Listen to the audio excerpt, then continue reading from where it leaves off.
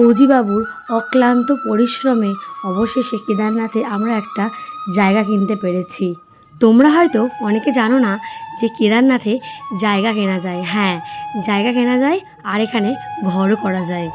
আর ঠিক সেই মতোই ফৌজিবাবু আমাকে হেল্প করেছে একটা জায়গা কিনে কেদারনাথে ঘর বাঁধতে। তো দেখে নাও আমরা কেমন জায়গা কিনে ঘর বেঁধেছি। জায়গাটা ছোট্ট মতন হলেও হবে। তো দেখো, এটা হচ্ছে আমার জায়গাটা কি একটু পাঁচিল দিয়ে নিই। এটা হচ্ছে পাঁচিল, এটা হচ্ছে ঘরের পাঁচিল। দেখো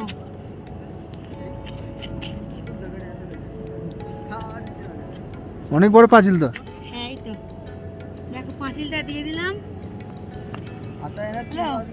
হ্যাঁ,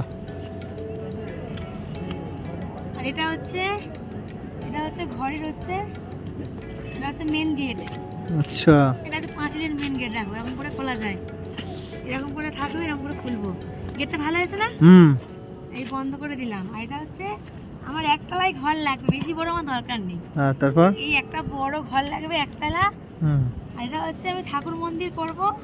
তো এই মন্দিরটা হবে সবার মাঝখানে, এটা ঠাকুর মন্দির, ঠিক আছে? তো এটা হচ্ছে পাঁচিল আর এটা হচ্ছে গেট, এটা ঘর, ঠাকুর মন্দির। দেখো আমার ঘরটা তোমাদের কেমন লাগলো? হ্যাপি আছে।